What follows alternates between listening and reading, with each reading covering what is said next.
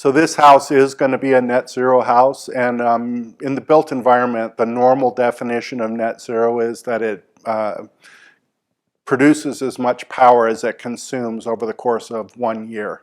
So in this house, as a passive house, the first step is that we are driving down the energy demand absolutely as much as we can. And then we'll make the rest of the power with a photovoltaic array, a solar array that will make the balance of the power needed to run the house. So I said a minute ago that the state has moved their messaging away from net zero towards electrification, and I'm glad about that. Using net zero as a way to message has always sort of bothered me, and the reason is that net zero does not mean carbon neutral. And a lot of times when people hear net zero, I think that they do sort of believe it means that that building or operation or whatever they're talking about is carbon zero.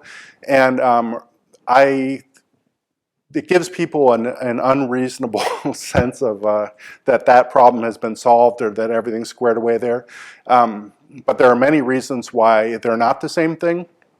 For example, and I'll talk a little bit more about this later, what we're talking about when we talk about the energy that the building uses during its lifetime, we're talking about operational energy. So there's a whole set of impacts that we refer to as embodied energy or embodied carbon, and that's all the carbon footprint of the materials before they got here.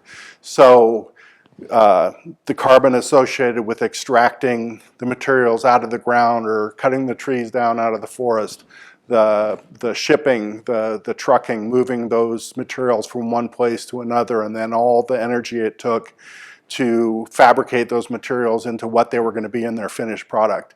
So there's a lot that goes on before they arrive here and get installed, and the normal definition of net zero does not account for that.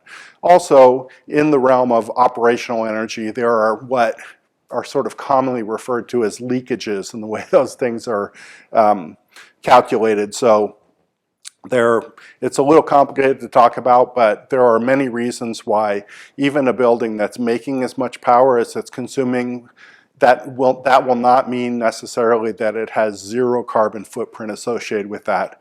A real easy example is that you're making energy during the day, and that energy is clean energy, right? From an operational standpoint, although the photovoltaic panels themselves have a carbon footprint, a embodied carbon footprint, but you're making power, but you're probably not using it all during the day. You're probably feeding it back into the system. And then later on during the day, the sun's going down and the ability of photovoltaic panels to make power is diminishing. But around that time, we get to what we call peak load. People are coming home, they're turning on their TVs and they're doing their wash and they're turning on their stove, so that the demand is actually going up while the ability of sustainable sources to make power is going down. And on aggregate, what that means here in the Western United States, the grid encompasses everything west of the Rockies. So on aggregate in that grid, the grid managers are actually firing up maybe a coal plant or some other kind of a plant to service that additional load that's coming in the evening. So when you come home and you're consuming more energy, even though you might have produced energy during the day, then you're consuming energy that does have a carbon footprint. And because there's transmission losses and a lot of you have to produce more energy from a place far away to serve your need at home. Even if you're producing the same number of kilowatt hours as what you're consuming, more energy is actually having to be produced by the system for you to get those kilowatts. And because that energy that's coming back has a carbon footprint, then your operational energy then has a carbon footprint. The end result of all this, and the reason why it's important to focus on efficiency, is because when we look at the efficiency of the energy system in the United States right now, 70% of the energy is not being consumed for any useful purpose. 70% of the energy is turning into waste energy because it doesn't make it to an end user.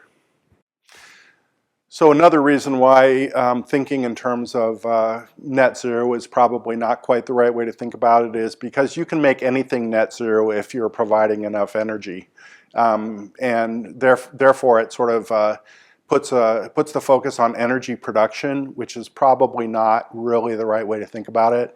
The thing that's left out there is efficiency, and again, Passive House is largely focused on efficiency. If you create something that works efficiently, then you're just creating a condition where you don't need to consume anything.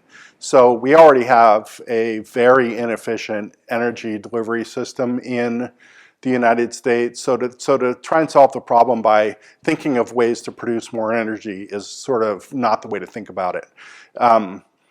We want to think about how we can be more efficient and how we can just not need to consume first. And then whatever demand is left over, then we'll think about satisfying that demand with the cleanest possible energy source. But we need to be thinking in terms of efficiency first.